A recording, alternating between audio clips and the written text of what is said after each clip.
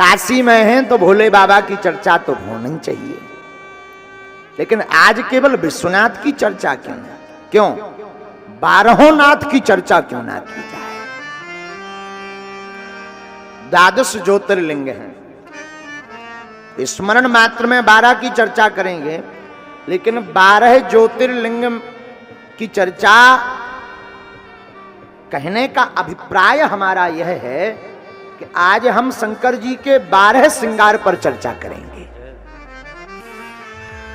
जो अद्भुत हैं।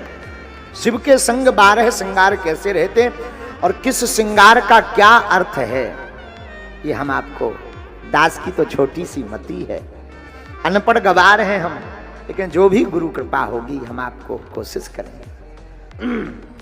तो 12 ज्योतिर्लिंग को आओ हम प्रणाम करते हैं बैठे बैठे। सौराष्ट्रे सोमनाथम च श्रीशैले मल्लिकार्जुन उज्जैन्यां महाकालम ओमकारं ममलेश्वरम परल्यां वैद्यनाथं च डाकन्यां भीमशंकरं सेतुबन्धे तुरामेशं नागेशं दारुका वाराणस्यां तु विश्वेशं त्र्यंबकं गौतमी तटे हिमालये तु केदारं दुष्मेशं च शिवाय एतानि ज्योतिर्लिंगानि सायं प्रातः पठन् नरः सप्त जन्म कृतं पापं स्मरेण विनश्यति। आहा, धन्य है हमारे आपके भाग्य। भारत भूमि विश्वगुरु ऐसे ही नहीं है, भारत को विश्वगुरु विश्वनाथ ने बनाया है। भारत अगर विश्वगुरु है तो विश्वनाथ, महाकालेश्वरनाथ, केदारेश्वरनाथ, रामेश्वरनाथ, इन नाथों के कारण भारत हमारा विश्वगुरु है। 12 ज्योतिर्लिंगों से सुरक्षित है हमारी भूमि। बहुत से लोग कहते महाराज भारत पर बड़ा खतरा मंडराता रहता। हम कहते खतरा को टालने वाले कालों के काल महाकाल रक्षा में बैठे हैं, फिर काल भला क्या करेगा। 12 ज्योतिर्लिंग हमारे भारत भूमि की यत्र तत्र जो विराजमान है, और हम आप सबको सुरक्षित किए हैं। कहीं पर भगवान सोमनाथेश्वर विराजमान है, सोमनाथ में एक जगह मल्लिकार्जुन के रूप में विराजमान है, एक जगह महाकालेश्वर नाथ के रूप में विराजमान है, एक जगह ओमकारेश्वर नाथ के रूप में विराजमान है, तो एक जगह वैद्यनाथ के रूप में विराजमान है। रुको, कहीं भीमशंकर नाथ के रूप में विराजमान, तो कहीं केदारनाथ के रूप में विराजमान, तो कहीं काशी विश्वनाथ के रूप में विराजमान है। और अभी भी नहीं, कहीं त्र्यंबकेश्वर नाथ के रूप में विराजमान है, तो कहीं नागेश्वर नाथ के रूप में विराजमान है, तो कहीं रामेश्वर नाथ के रूप में विराजमान है, तो कहीं घृणेश्वर नाथ के रूप में विराजमान है। और साधु आचार्य श्रेष्ठ कहते हैं जो इन 12 ज्योतिर्लिंगों के नाम का पाठ प्रतिदिन करता है प्रातः और सायं, तो बोले क्या होता है, बोले जो प्रातः और सायं पाठ इन 12 ज्योतिर्लिंगों का नाम का करता है उसके 7 जन्मों के पाप नष्ट हो जाते हैं। ऐसी महिमा है 12 ज्योतिर्लिंगों में। उनमें से एक ज्योतिर्लिंग श्री काशी विश्वनाथ है, जिनकी शरण में हम आप सब विराजमान हैं। लेकिन एक बात बड़ी अद्भुत है, भोले बाबा तो हमेशा अद्भुत ही रहे। कल हमने चर्चा बताई, संसार जिसको ठुकरा दे भोले बाबा उसको ही अपनाते। हाँ, विष कोई नहीं पी रहा, सो भोले बाबा बोले ले आओ, हमें सब चले। जिसका कोई नहीं, उनके भोले बाबा। आप श्रृंगार के दर्शन करेंगे, ऐसा श्रृंगार किसी का है ही नहीं जैसा भोले बाबा का है। दिखाई पड़ने में सब श्रृंगार अमंगल, पर शिव पर वो श्रृंगार होते ही सब अमंगल भी मंगल हो जाते हैं।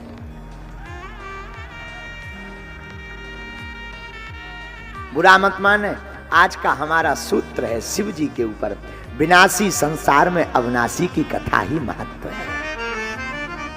ये संसार पूरा विनाशी है, लेकिन इस विनाशवान संसार में, विनाशी संसार में अविनाशी की कथा बड़ी महत्वपूर्ण है। तो धन्य है भोलेनाथ, इसीलिए इनको तो सब महादेव कहते हैं। आपने ऐसे तो अनेक आपके श्रृंगार हैं, पर 12 श्रृंगारों पर हम चर्चा करते हैं। 12 संगी हैं भोले बाबा के, 12 श्रृंगार 12 संगी। तो सारादि संकाश गौरम गंभीरम मनोभूति कोटि प्रभा श्री शरीरम स्फुरन्न मौली कल्लोलिनी चारु गंगा लसत भाले भाले इंदु कंठे। भगवान विश्वनाथ भोले बाबा, शिव का अर्थ कल्याणकारी, और कल्याणकारी महादेव सबका मंगल करने वाले, अमंगल का हरण करने वाले। 12 श्रृंगार में पहला श्रृंगार है गंगा, जो मस्तक पर है। ध्यान से सुने आचार्य, बाबा का प्रथम श्रृंगार गंगा लीजिए। बोले गंगा क्या करती है? बोले गंगा देती है शीतलता। जिसने अपने मस्तक पर गंगा को रख लिया, वो फिर सदैव शांत रहता है। धर्म की बात के लिए ही त्रिशूल उठाता है, बाकी वह नितांत शांत रह करके भजन करता है। भोले बाबा का पहला श्रृंगार है गंगा। दूसरा श्रृंगार चंद्रमा। चंद्रमा का अर्थ क्यों होता? भोले बाबा ने चंद्रमा क्यों धारण किया, जरा सुनिए। हमारे विश्वनाथ ने चंद्रमा धारण करके, मानो भोले बाबा कहना चाहते हो, चंद्रमा कांति बढ़ाता है, चंद्रमा घटता भी है, बढ़ता भी है, पर बाबा के मस्तक पर चंद्रमा हमेशा दमकता रहता है।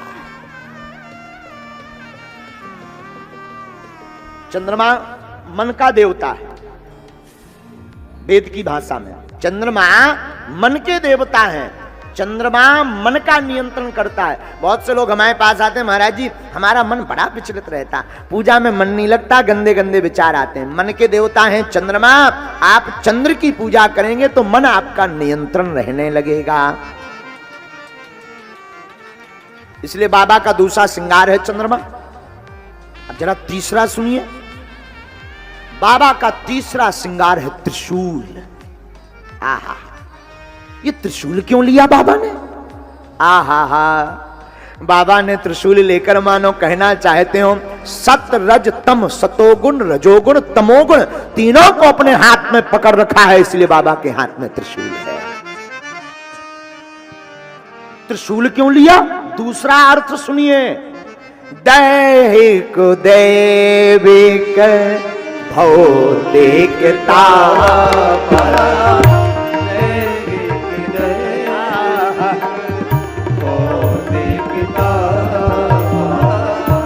दैहिक दैविक भौतिकता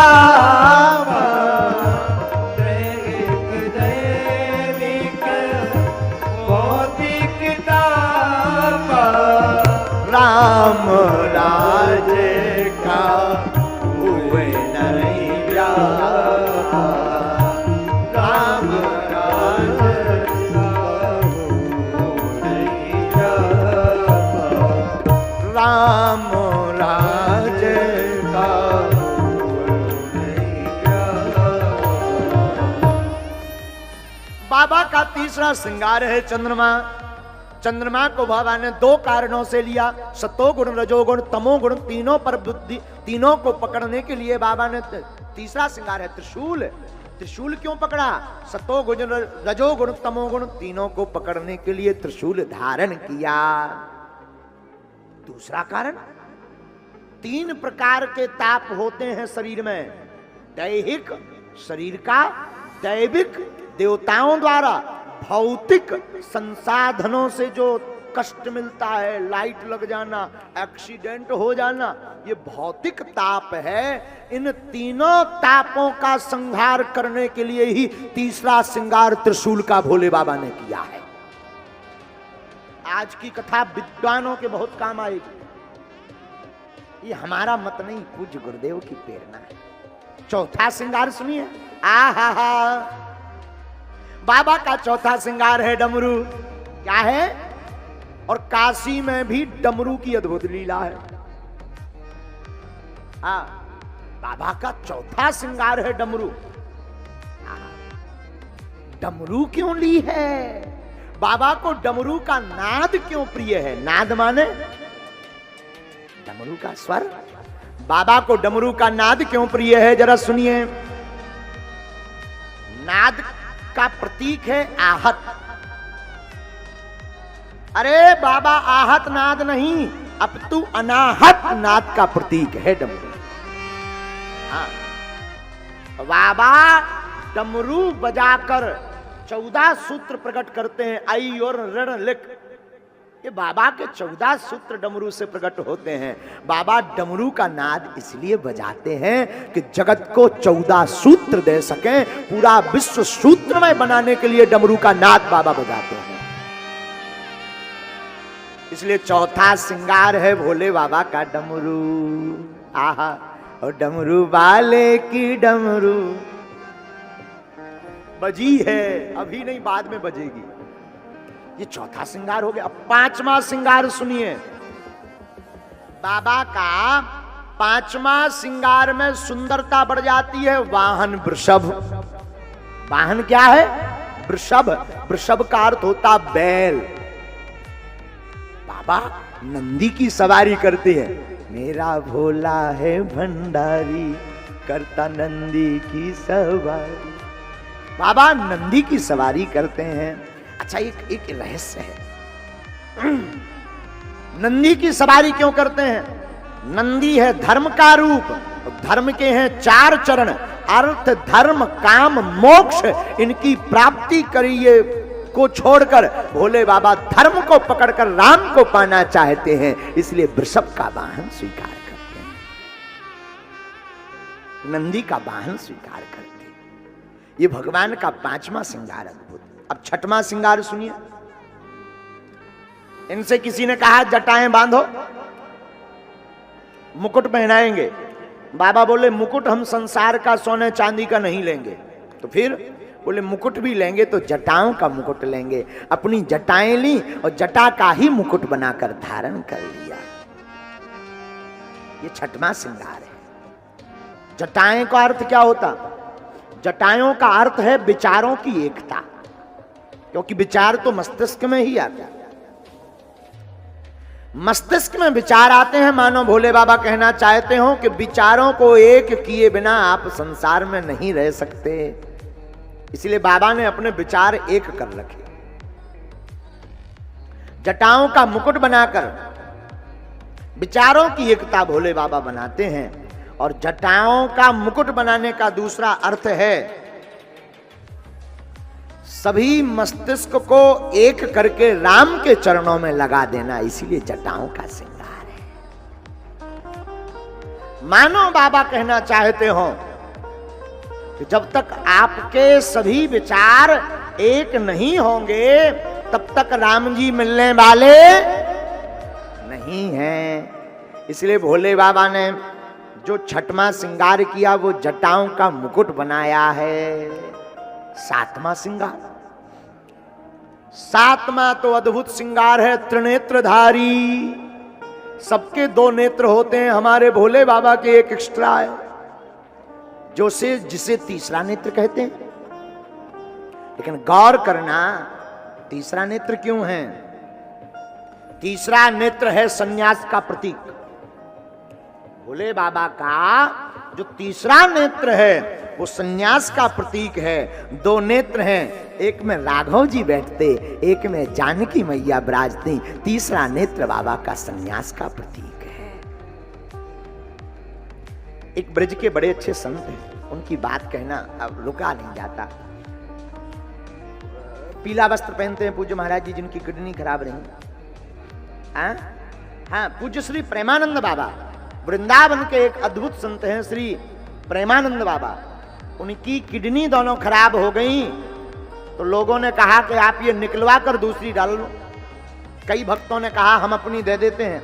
उनकी वाणी सुनकर के आपके रोंगटे खड़े हो जाएंगे। वो हाथ जोड़कर बोले देखो भाई हम अपनी किडनी नहीं निकालेंगे। अरे बाबा मर जाओगे। बोले जो श्री जी को करना होगा कल होता हो आज हो जाए। एक किडनी हमारी कृष्ण है, दूसरी किडनी राधा है। हम अपने अंदर से कृष्ण राधा नहीं निकाल सकते। ऐसे ही हमारे महादेव के एक नेत्र में राम जी विराजे, दूसरे नेत्र में जानकी जी विराजी और तीसरा नेत्र सन्यास का प्रतीक है। इसलिए बाबा हैं त्रिनेत्रधारी। अब जरा आगे का श्रृंगार सुनिए बाबा का। आठवां जो श्रृंगार भोले बाबा के रूप में है वो है त्रिपुंड। क्या है त्रिपुंड? जानते ना, भाल पर 3 लाइनें लगाई जाती हैं उसे कहते त्रिपुंड। ये 8वां श्रृंगार है। ये किसका प्रतीक है? वैसे तो ये सतोगुण रजोगुण तमोगुण का प्रतीक है, लेकिन मानो हमारी बुद्धि ये कहती हो, हमारी बुद्धि का मत है किसी आचार्य का नहीं। जीवात्मा, परमात्मा और ब्रह्म आत्मा शिव, ये तीनों का प्रतीक है त्रिपुंड। इसलिए बाबा 8वां श्रृंगार त्रिपुंड का करते हैं। अब जरा 9वां सुनिए। 9वां श्रृंगार है भोले बाबा का रुद्राक्ष। रुद्राक्ष की माला धारण करते। रुद्राक्ष भी बड़ा प्रिय है, लेकिन ये क्यों प्रिय है? शिव जी के नेत्रों के आंसू बिंद से रुद्राक्ष प्रकट हुआ है। हाँ, भोले बाबा के आंसू बिंद जो जल निकला है आंखों से राम जी के स्मरण में, राम जी की याद में, राम जी की प्रीति में, जो भोले बाबा की आंखों से जल निकला उससे रुद्राक्ष बन करके प्रकट हो गया। तो बाबा राम जी की याद में रुद्राक्ष को भी प्रिय मानते हैं। इसलिए भोले बाबा का यह 9वां श्रृंगार रुद्राक्ष का है। अब जरा 10वां श्रृंगार सुनिए। 10वां श्रृंगार व्याघ्र चर्म है, जिस पर विराजते हैं भोले बाबा। व्याघ्र का अर्थ क्या होता है? हाथी की चर्म। हाँ? हाथी की चर्म होता है। व्याघ्र चर्म पर, अरे सिंह चर्म और हस्त चर्म दोनों पर बैठते हैं। एक जगह हमने वर्णन सुना, भोले बाबा हस्त चर्म पर भी बैठते हैं, हाथी की चर्म पर भी बैठते हैं और व्याघ्र चर्म पर भी बैठते हैं। लेकिन ये दोनों चर्मों पर क्यों बैठते हैं? आखिर इससे श्रृंगार का क्या कनेक्शन है? दोनों हैं बलवान और दोनों अभिमान के प्रतीक हैं। हाथी अभिमान के प्रतीक है। मानो भोले बाबा कहना चाहते हो, हस्ती चर्म पर हम इसलिए बैठते हैं, अभिमान को नीचे दबाकर रखते हैं। जो अभिमान को नीचे दबाकर रखता है वो राम जी को पा जाता है। इसलिए बाबा की ये चर्म भी अद्भुत है। अब जरा 11वां सुनिए। 11वां श्रृंगार भोले बाबा का बड़ा अद्भुत है। तन में भभूति लपटाए भस्म।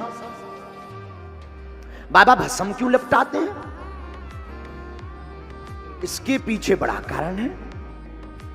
भस्म लपटाने के पीछे अनेक कारण हैं। एक कारण सुने पहले।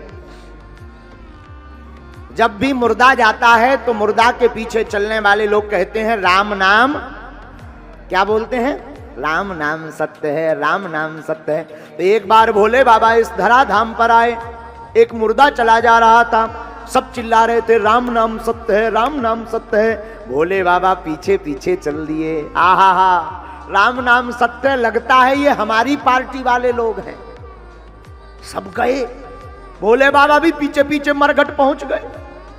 लेकिन मरघट पहुंचते ही जैसे ही 100 में अग्नि संस्कार हुआ, और आग लगी तो कुछ देर पहले तक सब राम नाम सत्य कह रहे थे, फिर खुसर फुसर करने लगे। ये बतावा हो ये कैसे मर गया? तो दूसरा बोला और तो सब ठीक रहा, अटैक आके मरा है। तीसरा बोला इनको भी आज ही मरना था, रविवार को मर जाते, आज का हमारा जो है वेतन और कट जाएगा। चौथा बोला पूछो मत, हम तो जा रहे थे दुकान, तब तक पप्पू की मम्मी ने बताया कि फलाने ऐसा स्वाहा हो गए, तो हमारी दुकान में ग्राहक खड़े होंगे, हम यहां मरघट पे खड़े हैं। शंकर जी का माथा खराब हो गया। बताओ, कुछ देर पहले कह रहे थे राम नाम, और दुनिया की यही हकीकत है, कुछ देर तक राम नाम सत्य, तो जहां अग्नि लगी सो खुसर फुसर शुरू। हाँ, ये दुनिया बड़ी अद्भुत है। एक बार हमारे गुरुजी बहुत अच्छी बात बोलते थे। दादा गुरुजी कहते थे भैया ये जमाना इतना विचित्र है, अभी प्रणाम करने के लिए पागल है। महाराज छू लें दो, छू लें दो, और जिस दिन तुम मर जाओगे उसी दिन ये तुम्हें जलाकर नहाएंगे कि कहीं चिपक ना जाए। अद्भुत देखना दुनिया। आज जो चिपकने को पागल है, मरने के बाद यही स्नान करते हैं कहूं चिपक ना जाए, भूत ना बन जाए, डरते हैं लोग। ये जमाना बड़ा विचित्र है। भोले बाबा ने अपनी आंखों से देखा। क्या? कुछ देर पहले सब राम नाम सत्य है, राम नाम सत्य है बोल रहे थे, अब सब अपनी दुकानदारी बता रहे। एक आदमी ने तो हद कर दी, एक बोला अरे क्या बताएं, हम तो बिल जमा करने जा रहे, जब तक पता लगा ये तप गए, सोचा चलो जाया जाए। अब बताओ, पूरा दिन खराब हो गया। आज ही न मरना था, कल मर जाते, अगली बार प्लांटी और लगना है, अब ये देने आएंगे क्या? बताओ। भोले बाबा का दिमाग खराब हो गया। ये दुनिया वाले किसी काम के नहीं हैं। पर जब तक 100 को देखा वो जल चुका था, अब 100 तो जल चुका है, लेकिन कुछ भी कहो भैया, तुम्हारे कारण कुछ देर ही सही इन काम वालों ने राम नाम सत्य तो कहा, तुम ही हमारे हो, तो उसकी भस्म में भोले बाबा फिर लौटने लगते हैं, उसकी विभूति में लौटने लगते, और बाबा के शरीर पर भस्म चढ़ने लगती है। हर हर बाबा पर भभूति चढ़ने का एक ही कारण है। दूसरा क्या कारण है? दूसरा कारण और सुनिए। एक बार कैलाश पर्वत पर मां पार्वती मैया विराजमान थी। आहा हा, तब तक श्रीमन नारायण नारायण, नारद जी नारायण नारायण का कीर्तन करते करते पहुंच गए। कहो नारद जी कैसे हो? मैया आपकी कृपा है, सब बढ़िया है, विराजो विराजो, और सुनाओ सब ठीक है। मैया एक दो बातें पूछें, बाबा कहाँ हैं? वो तो तपस्या में लगे हैं। अच्छा माँ एक दो रहस्य की बातें पूछें? हाँ हाँ पूछो। क्या माँ तुम्हें पता है भोले बाबा की आपसे पहले भी शादी हो चुकी? पार्वती मैया बोली क्या उल्टी उल्टी बातें बोली? नारद जी बोले विश्वास नहीं है तो पूछ ले। पार्वती मैया बोली नहीं नहीं नहीं, सौतन का नाम बता। नारद जी बोले नाम तो हमें भी पता नहीं है तो, पर हम क्यों बताएं, आप पूछना, वरना हम झूठे कहलाएं। मां अगर आपको ये विवाह का पता नहीं है तब तो ये भी पता नहीं होगी कि जो गले में मुन्नों की माला है वो किसकी? हाँ ये भी पता नहीं। तब तो तुम्हें तीसरी बात मैया पता भी नहीं होगी, जो भस्म लगाते वो किसकी है? नारद जी वो तो हमें नहीं पता, आप बताओ। मां आप भोले बाबा से पूछना, हम तो जे चले श्रीमन नारायण नारायण नारायण। नारद जी चले गए। अब तो पार्वती मैया के दिमाग में वही बात भरने लगी कि पहले भी इनको ब्याह हो चुको, पहले भी इनकी शादी हो चुकी, पहले भी इनका विवाह हो चुका, लगता है दूसरी सौतन है हमारी। दिमाग खराब। भोले बाबा की तपस्या पूर्ण हुई तो भोले बाबा जैसे ही तपस्या पूर्ण करते, आंख खोलते तो बोलते सीताराम राम राम। लेकिन पार्वती मैया ने इस बार सुनकर अनसुना कर दिया। भोले बाबा ने सोचा शायद सुनाई नहीं दिया होगा, वरना प्रणाम करने देवी जी आ जाती है। अब जरा जोर से बोला देवी जी राम राम। पार्वती मैया ने फिर कोई जवाब नहीं दिया। इतनी व्यस्त, आज तक तो ऐसा हुआ नहीं। अब जरा और जोर से, अरे देवी जी राम राम। तो मुंह उल्टा करके पार्वती मैया बोली हमारी सौतन से करो, हमसे मत करो। बोले बाबा, बोले जो का होगा। थोड़ी देर बाबा शांत रहे, बुद्धि लगाई, बोले कहीं नारद जी तो नहीं आए थे। धीरे से सिर हिलाओ, बोले हो। बोले बाबा, बोले कुशल है, बातन से काम चल रहा, नहीं तो वो जहां भी आते हैं जय जय सीताराम। देवी जी ये सौतन वोतन क्या लगा रखा है, आखिर क्या विचार है? हम नहीं महाराज कुछ जानने वाले, आज सीताराम बाद में होगी, पहले हमारे प्रश्नों के उत्तर दो। हाँ हाँ पूछो। बाबा क्या आपकी शादी हमसे पहले हो चुकी है? अच्छा, और कोई बात? अच्छा बाबा दूसरा प्रश्न, ये जो मुंडों की माला पहनते हो ये किसकी है? और कोई बात? एक बात और, आप ये जो भस्म रमाते हो वो किसका है? सुनो देवी। बाबा ने बड़े सावधानी पूर्वक जवाब दिया। देखो गृहस्थ जीवन में अगर एक पार्टी बहुत हावी है तो दूसरी